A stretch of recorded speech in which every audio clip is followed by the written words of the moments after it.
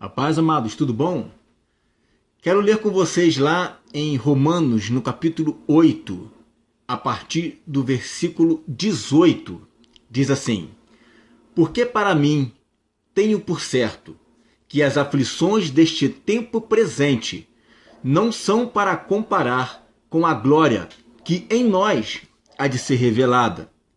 Porque a ardente expectação da criatura espera a manifestação dos filhos de Deus. Porque a criação ficou sujeita à vaidade, não por sua vontade, mas por causa do que a sujeitou, na esperança de que também a mesma criação será libertada da servidão da corrupção para a liberdade da glória dos filhos de Deus. Amém, amados?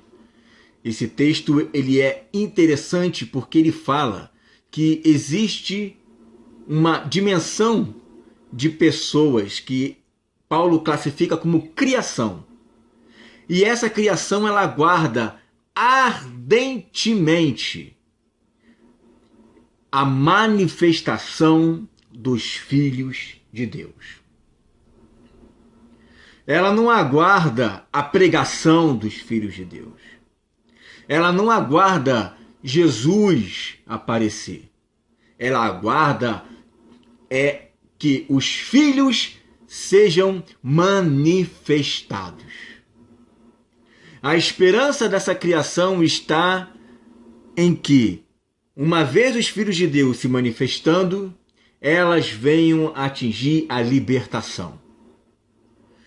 Essa criação só pode ser liberta quando os filhos de Deus se manifestarem. Essa criação, ela está sujeita à vaidade. Não porque ela quer estar sujeita à vaidade, mas por causa daquele que a sujeitou. Porém, essa mesma criação só será liberta da servidão da corrupção quando os filhos de Deus se manifestarem. E essa manifestação será a liberdade da glória dos filhos de Deus. E essa criação, ela aguarda ardentemente a ponto dela gemer com dores de parto. E Paulo fala, até agora. Observa que ele diz assim, a manifestação dos filhos, não diz a manifestação de um filho, porque já houve a manifestação de um filho. Porém, ela aguarda a manifestação de todos os filhos. A manifestação de um filho não tem a capacidade, ainda que ele quisesse, mas esse não é o plano de Deus, de libertar a criação.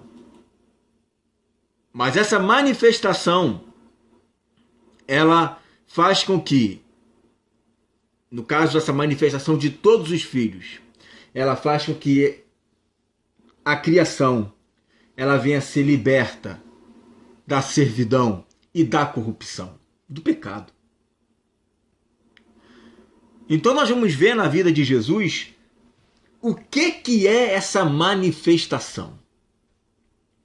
O que é a manifestação dos filhos de Deus? Em primeiro lugar, Jesus ele teve que se aperfeiçoar. Eu já falei isso aqui. Perfeição não é viver sem pecado. Jesus, ele nunca pecou, mas ele não nasceu perfeito. Ele teve que se aperfeiçoar. Ele teve que ser consumado, ele teve que ir se aperfeiçoando, ele teve que ir aprendendo, ele teve que ir crescendo. Que uma vez sendo aperfeiçoado, aí então ele foi manifestado. Ele apareceu. E uma vez sendo manifestado, ele então se tornou a causa da nossa salvação e ele pôde libertar os que estavam cativos, da liberdade aos oprimidos, da vista aos cegos. ele libertar os oprimidos, os cativos, os que estavam na corrupção, foi a manifestação de Jesus. A Bíblia fala em Hebreus, no capítulo 5, no versículo 7 em diante, o qual, nos dias da sua carne, oferecendo com grande clamor e lágrimas, orações e súplicas ao que o podia livrar da morte, foi ouvido quanto ao que temia, ainda que era filho, aprendeu a obediência por aquilo que padeceu, e tendo sido aperfeiçoado, veio a ser a causa da nossa eterna salvação a todos os que lhe obedecem. Então Jesus, nos dias da sua carne, ele teve que aprender a obedecer. Ele teve que aprender a passar por situações de tentação e passar ileso. Jesus, ele não era perfeito, mas Jesus nunca cometeu um pecado. E eu já expliquei qual é a diferença de perfeição para não ter pecado. Perfeição é você atingir a maturidade, é você atingir a estatura completa, é você chegar no seu objetivo. Isso é perfeição, teleios no grego, maduro. E Jesus, Lucas 2,52, diz que ele cresceu em estatura, graça e conhecimento, tanto com Deus quanto para com os homens. Então Jesus, ele teve que se aperfeiçoando. E como que ele foi se aperfeiçoando? Quando ele via a tentação, ele começava a clamar ao Senhor com lágrimas e orações e súplicas ao Pai, para que ele pudesse ser livre da morte. E quando ele fazia isso, o Pai ouvia, porque ele temia ao Pai. E o texto ainda fala, olha, embora sendo filho, tudo bem, ele era o filho de Deus, mas mesmo que ele era o filho de Deus, ele teve que aprender a obedecer por aquilo que sofreu. Ou seja, conforme Jesus ele sofria as tentações, padecia, ele ao invés de se rebelar, ao invés de ceder à tentação, ele obedecia. Jesus, como Paulo disse que era o segundo Adão, em comparação ao primeiro Adão, você observa que Adão, na primeira tentação que ele tem, ele cede. Então Adão não aprendeu a obedecer por aquilo que sofreu. Mas ele aprendeu a obedecer por aquilo que ele desobedeceu. Conforme ele ia desobedecendo, ele ia apanhando, ele ia aprendendo a obedecer. Jesus não. Ele aprendeu a obedecer vencendo as tentações. E isso foi aperfeiçoando Jesus. Ele foi se aperfeiçoando, ele foi aprendendo a amar mais, ele aprendeu a ter alegria. É por isso que o escritor aos Hebreus fala que ele foi ungido com óleo de alegria, muito mais do que os seus companheiros. Então ele aprendeu a ser fiel, ele aprendeu a amar, ele aprendeu a ter alegria, ele aprendeu a aperfeiçoar a sua fé, ele foi aprendendo, até que ele foi aperfeiçoado. E aonde que Jesus foi aperfeiçoado? Quando que há a manifestação de Jesus? Quando que ele começa a manifestar tudo aquilo que ele aprendeu em oculto? No dia do seu batismo. No batismo de Jesus é aonde há a manifestação de um Filho de Deus. A manifestação de um Filho de Deus acontece no batismo. Porque lá no batismo se cumpre Isaías capítulo 11. Porque brotará um rebento do tronco de Jessé e das suas raízes um renovo frutificará. E repousará sobre ele, ali fala sobre a pomba, né, que repousou sobre ele, o Espírito do Senhor, o espírito de sabedoria, de entendimento, o espírito de conselho, de fortaleza, o espírito de conhecimento e de temor do Senhor. São os 7 Espíritos de Deus. Os 7 Espíritos de Deus manifestam em Jesus ali. E você sabe que na Bíblia 7 implica em perfeição. Então Jesus ele manifestou perfeitamente os 7 Espíritos de Deus. Os 7 Espíritos de Deus se manifestou em Jesus. A partir desse momento, Jesus então, ele passa a ser um filho manifesto. E esse filho manifesto liberta os que estavam presos em cadeias espirituais. E ele diz, olha, agora é chegado o reino de Deus. Então você percebe que Jesus, ele entende o chamado dele. Jesus, ele sabe que ele era um filho de Deus. E quando o pai vai fazer o testemunho dele acerca do filho, ele diz, este é o meu filho amado, o qual eu tenho muito prazer. Este é meu filho amado, o qual me dá prazer, me dá alegria, eu me comprazo. E você acha que o diabo não viu essa declaração do pai, audível a todos? Claro que o diabo viu. E logo depois disso, o Espírito de Deus conduz Jesus a ser tentado pelo diabo no deserto. E tendo Jesus jejuado por 40 dias e 40 noites, ele teve fome.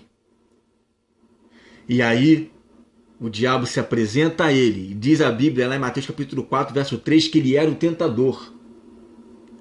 E ele diz o seguinte, olha, se tu és o filho de Deus. Ele não falou, olha, se tu és o bom pastor, olha, se tu és o sumo sacerdote, olha, se tu és o sumo pastor. Não, ele disse, se tu és o filho. Por que ele disse, se tu és o filho? Porque a declaração do pai, este é o meu filho. E o que Jesus responde para ele? Quando ele faz aquela proposta, manda que estas pedras se tornem pães. Jesus responde, nem só de pão viverá o homem, mas de toda a palavra que sai da boca de Deus. Jesus não cedeu. Jesus sabia quem ele era. Jesus, ele não falou, olha, eu sou o pastor, o apóstolo. Não, filho de Deus. Muitas pessoas estão preocupadas com rótulos, com posições, em querendo ser visto pelos homens pela sua posição ministerial. Jesus não está preocupado com isso. Jesus está preocupado em ser reconhecido nos céus e na terra como o Filho de Deus. Tem gente que está preocupado em cargos ministeriais, brigando por cargos ministeriais. Deus não vai manifestar o seu poder para pessoas que têm cargos ministeriais. Ele vai manifestar o seu poder para os filhos. A nossa identidade maior é ser filho de Deus. Então o tentador leva ele, transporta até a cidade santa e colocou sobre o pináculo do templo. Aí ele diz, olha, se tu és o filho de Deus, lança-te daqui abaixo, porque está escrito que aos seus anjos dará ordem ao teu respeito, citando o Salmo 91, e tomar-te-ão nas mãos para que nunca tropeces com teu pé em alguma pedra. Então Jesus falou para ele, também está escrito, não tentarás o Senhor teu Deus. Você percebe que todas as vezes que o diabo faz a pergunta para ele, ele coloca um se tu és o Filho de Deus. Ele está querendo colocar dúvida na cabeça de Jesus, porque no capítulo 3, ele foi declarado Filho de Deus pelo Pai. E o diabo ouviu isso. O diabo falou, olha, se tu és o Filho de Deus, se realmente aquela voz é verdadeira, faça isso. E por último, no versículo 10, ele diz para ele, olha, você está vendo aqui todos esses reinos, os reinos do mundo e a glória desses reinos, tudo isso eu te darei se prostrado me adorares. O que o diabo está querendo fazer aqui?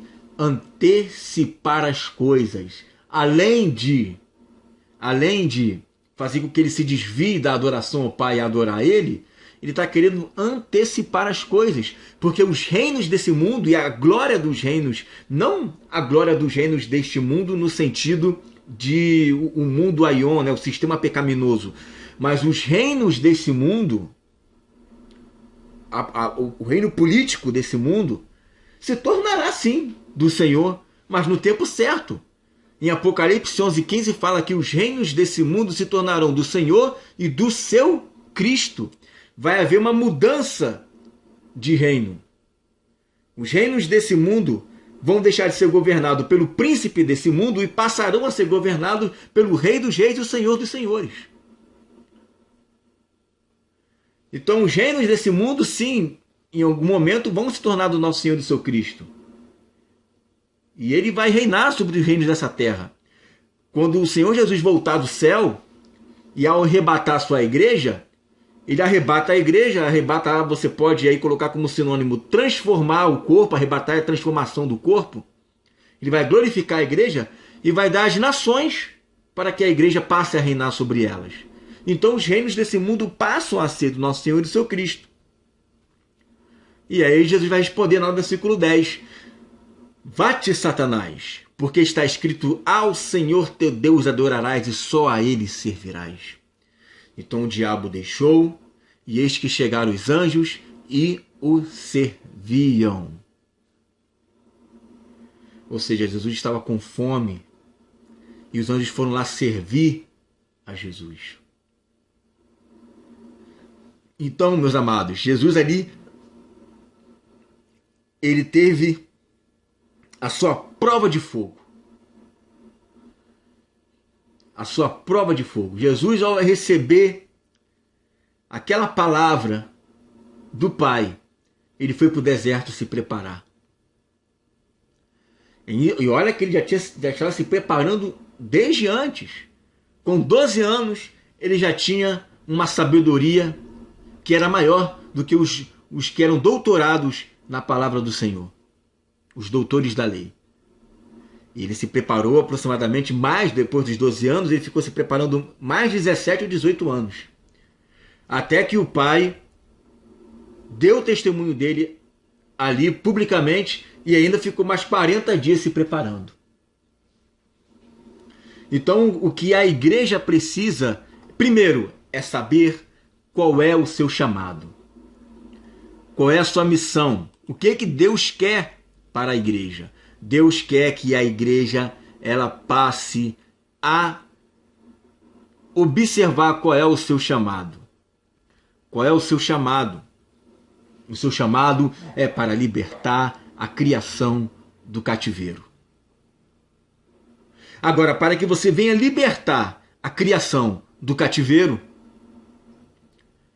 há necessidade de que você venha primeiro manifestar os 7 Espíritos de Deus. A manifestação dos filhos de Deus é isso. A manifestação dos filhos de Deus é a manifestação do Cristo em nós. Cristo em nós, a esperança da glória. Cristo em nós é a esperança da criação. É por isso que em Gálatas, no capítulo 4, versículo 19, diz: meus filhinhos, por quem de novo sinto as dores de parto, até que Cristo seja formado em vós. Então a igreja ela tem dores de parto, ela precisa sentir essas dores de parto. E quando ela sentir essas dores de parto, então ela vai manifestar esse Cristo.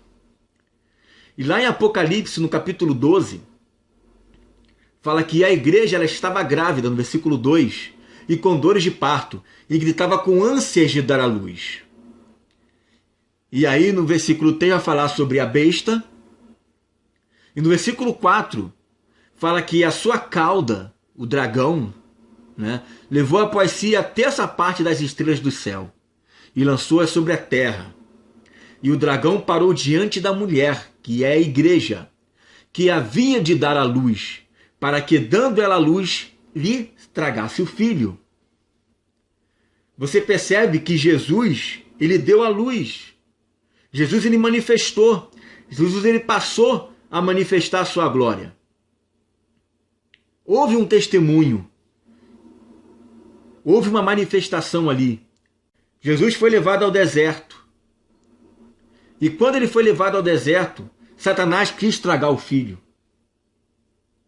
E aí no verso 5 diz: e deu à luz um filho homem, que há de reger todas as nações com vara de ferro. E o seu filho foi arrebatado para Deus e para o seu trono. Quando diz que essa mulher gerou um filho, deu à luz a um filho homem, entende-se que essa mulher, que é a igreja, porque aqui está falando do tempo do fim, não está falando de Israel, aqui está falando da besta, então está falando da igreja. Jesus já nasceu, Jesus já morreu, já ressuscitou, já foi arrebatado ao céu. Isso aqui é um texto que está falando, não é daquele tempo, está falando do tempo do fim. A besta está aqui, ó, configurada. Então a igreja, ela manifesta, ela faz nascer esse filho, que está lá em Gálatas capítulo 4, 19, até que Cristo seja formado. O filho nascer é o filho varão sendo formado. Uma vez ele sendo formado, esse Cristo pode então reger todas as nações com vara de ferro. E aí ele é arrebatado para Deus e para o seu trono. É interessante essa expressão ser arrebatado para Deus e para o seu trono, que aqui não está falando de arrebatamento da igreja. Aqui está falando de uma dimensão espiritual. Porque o que acontece é que lá em João, no capítulo 3, versículo 13, diz assim: ora, ninguém subiu ao céu, senão o que desceu do céu, o Filho do Homem que está no céu. O Filho do Homem que está no céu, mas Jesus não estava ali na terra naquele momento? Então, o Filho do Homem que está no céu significa, eu estou aqui na terra, mas a minha dimensão espiritual é 100% celeste. Não é isso que Paulo fala, que ele nos fez assentar nas regiões celestiais? Jesus estava aqui na terra, mas ele estava no céu. Como que ele estava no céu? Ele estava numa dimensão celestial, ele tinha sido arrebatado para Deus e para o seu trono. Por isso que ele tinha essa conexão com Deus incrível. Isso é uma manifestação dos filhos de Deus. E quando a igreja manifestar, o diabo ele vai ficar irado. Ele vai ser derrubado dos céus. E ele vai saber que tem pouco tempo. Porque a igreja, ela conquistou de novo. Essa manifestação vai conquistar de novo o seu lugar. A igreja vai voltar. Não vou nem dizer voltar, mas vai conquistar em definitivo, porque na verdade não houve uma manifestação dos filhos de Deus. Só teve a manifestação de um filho de Deus. Mas essa será a manifestação de todos os filhos de Deus. Uma perfeita unidade, se cumprindo a oração de Jesus em João capítulo 17, para que todos sejam um, assim como eu e o Pai somos um, para que eles sejam um em nós, para que sejamos perfeitos em unidade, para que o mundo creia que tu me enviaste. O que é perfeito em unidade? Com o Pai, com o Filho e com os filhos. É a manifestação dos filhos de Deus. É como Jesus ele era perfeito com o Pai. Uma vez essa manifestação sendo conquistada, o mundo vai crer que ele foi enviado. O que é o mundo crer que ele foi enviado? É a criação sendo liberta do cativeiro da corrupção. Isso é a manifestação dos filhos de Deus. E quando o diabo vê que a igreja está começando a acordar para isso, ele vai querer arrebatar a igreja, o filho. Quando ele vê essa manifestação, ele fala assim: Ih, agora eu tenho pouco tempo. Agora eu tenho pouco tempo. Então é importante que nós venhamos a entender que o nosso chamado é muito maior do que simplesmente você chegar para alguém e dizer: Jesus te ama. Venha para Jesus para mudar a tua vida. Com efeito, Jesus nos ama. Com efeito, Ele quer mudar a nossa vida. Mas Ele quer que nós venhamos a manifestar essa glória. Esse é o propósito. O propósito é que nós venhamos a manifestar esse filho varão. Que nós venhamos a fazer com que esse Cristo venha a ser formado em nós. Essa é a chuva serôdia. Esse é o avivamento que está por vir. Isso é fazer as obras maiores do que Jesus já fez. Tudo isso, o último avivamento, a última colheita, a chuva serôdia. E eu poderia discorrer aqui sobre diversos textos do Antigo Testamento que falam sobre essa manifestação de uma forma em que você vai perceber a diferença da chuva temporã e chuva serôdia. A primeira manifestação foi uma manifestação pequenininha, que é a chuva temporã. Então a gente pode pegar as profecias da chuva serôdia e aplicar nessa manifestação dos filhos de Deus. Então isso está tudo profetizado lá nos profetas. Nós precisamos manifestar essa glória. Nós precisamos cumprir com o nosso chamado. Nós precisamos ser filhos de fato. Ser filhos maduros. Sermos filhos que temos a responsabilidade de trazer o reino de Deus. Jesus, ele deu o pontapé inicial e jogou essa responsabilidade para nós. Não é à toa que Jesus falou: olha, eu confio o reino a vós. Jesus falou que iria confiar o reino a nós. Ele disse isso. Ele falou assim como o Pai confiou o reino a mim, eu confio o reino a vós.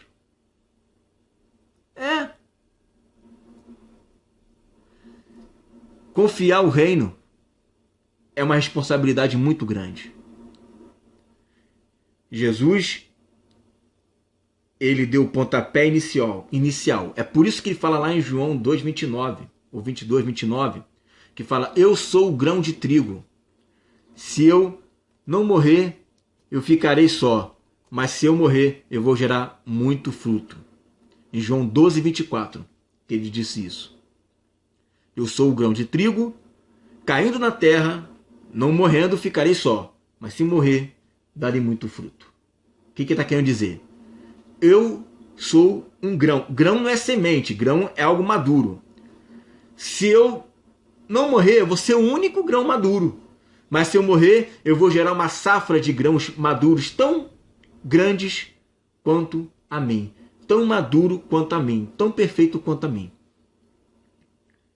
Então a primeira coisa que você tem que entender é que você pode ser perfeito. Perfeito não tem nada a ver com não pecar. João falou: aquele que diz que não comete pecado é mentiroso, nele não está a verdade. A questão é: perfeito tem a ver com maturidade, atingir a estatura completa de Cristo, conhecer a sua profundidade, largura, comprimento e altura. Conhecer toda a plenitude dele. Então, você está disposto? Você está disposta a ser um filho, a manifestar essa glória? Eu espero que sim. Porque esse é o meu e o teu chamado. A quem enviarei? E quem há de ir por nós? Eis-me aqui. Envia-me a mim. Amém, Jesus. Mas apontam a volta de Jesus, o seu reino está por vir.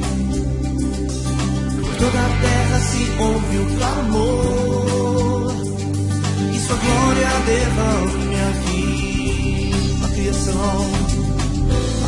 criação aguarda ardentemente pela manifestação dos filhos de Deus, que mudarão a história de todo lugar.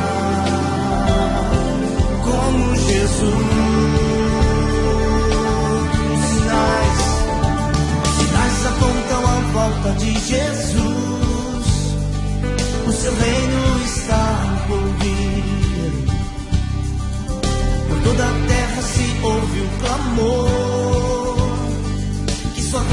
derrame aqui.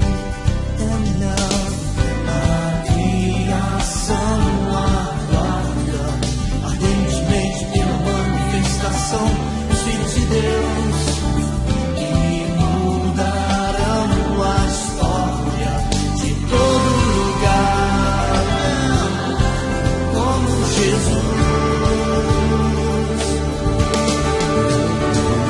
A criação geme pela manifestação dos filhos de Deus.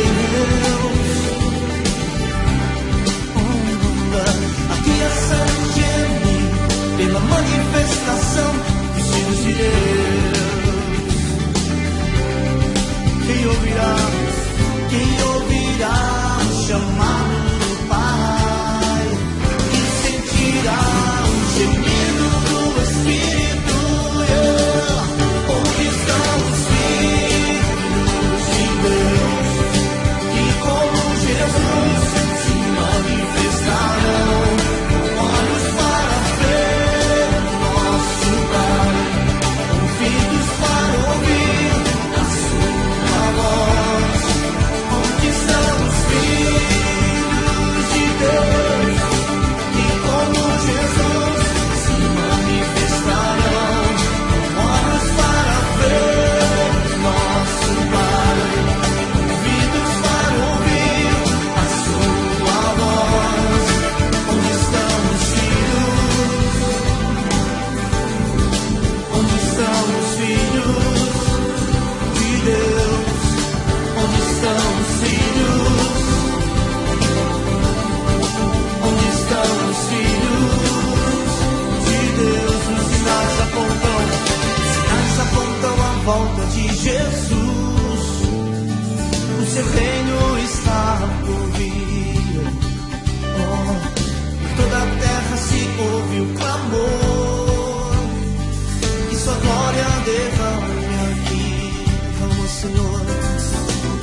A criação aguarda ardentemente pela manifestação dos filhos de Deus, e mudarão a história de todo lugar, como Jesus. A criação geme pela manifestação dos filhos de Deus. A criação geme pela manifestação dos filhos de Deus. Quem ouvirá o chamado do Pai? Quem sentirá os gemidos do Espírito? Onde estão os filhos de Deus, que como Jesus se manifestarão, olhos para ver nosso Pai, ouvidos para ouvir a sua voz? Onde estão os filhos de Deus, que como Jesus se manifestarão, olhos para ver nosso Pai, ouvidos para ouvir a sua voz? Onde estão os filhos? Onde estão os filhos de Deus? Onde estão os filhos? Onde estão os filhos de Deus? Romanos 8, versículo 18 em diante diz: porque para mim tenho por certo que os sofrimentos do tempo presente não podem ser comparados com a glória a ser revelada em nós. A ardente expectativa da criação aguarda a revelação dos filhos de Deus, pois a criação está sujeita à vaidade, não voluntariamente, mas por causa daquele que a sujeitou, na esperança de que a própria criação será redimida do cativeiro da corrupção para a liberdade da glória dos filhos de Deus. Nós temos recebido o Espírito de adoção, o Espírito Santo, o mesmo Espírito que estava em Jesus, o primeiro Filho, Em Romanos 8, 29, diz que nós fomos predestinados em Cristo Jesus a sermos conformes à sua imagem e semelhança. Isso para que esse mesmo Espírito que estava em Jesus se revelasse em nós, com o mesmo caráter e a mesma unção que havia em Jesus. A própria palavra diz que a criação que suporta angústia e geme até hoje por causa do império das trevas, que sujeita a ele corrupção, geme e suporta angústia dizendo: onde estão os filhos de Deus que ele levantou para me libertar? Pois a palavra de Deus diz: todos quantos receberam Jesus, ele deu o direito de serem feitos esses filhos, a imagem e semelhança, a imagem e semelhança do próprio Jesus, porque nós temos recebido o mesmo Espírito que estava em Jesus. Onde estão esses filhos? Estou aqui, Senhor. Onde estão esses filhos? Onde estão esses filhos? Criação geme pela manifestação dos filhos de Deus. A criação geme pela manifestação dos filhos de Deus. A criação geme pela manifestação dos filhos de Deus. A criação geme pela manifestação dos filhos de Deus. A criação geme pela manifestação dos filhos de Deus. A criação geme pela manifestação dos filhos de Deus. A criação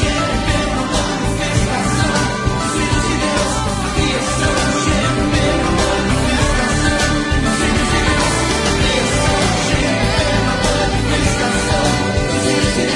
Deus. A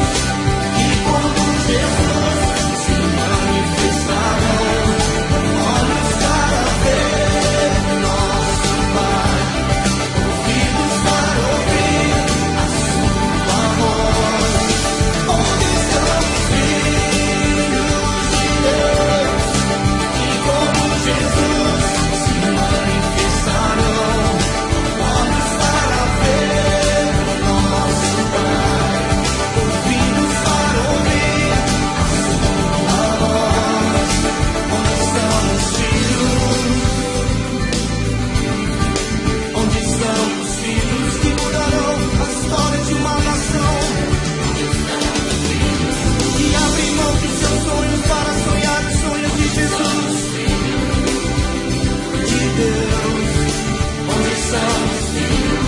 manifestação dos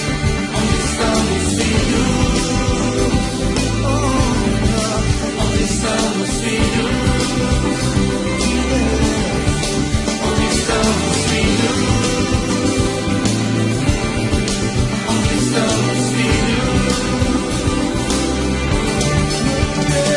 A criação geme pela manifestação dos filhos de Deus. A criação geme pela manifestação dos filhos de Deus. A criação geme pela manifestação dos filhos de Deus.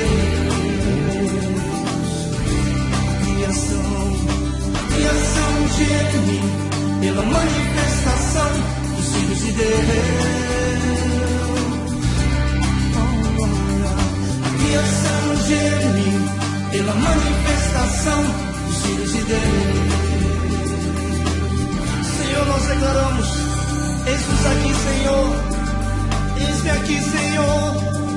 Eis-me aqui. Eis-me aqui. Eis-me aqui, Senhor. Eu estou aqui, Senhor. Usa-me.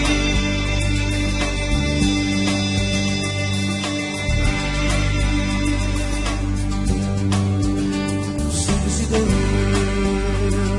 Onde estão os filhos? Onde estão os filhos? Onde estão os filhos? Onde são os filhos? Onde são os filhos? Onde são os filhos?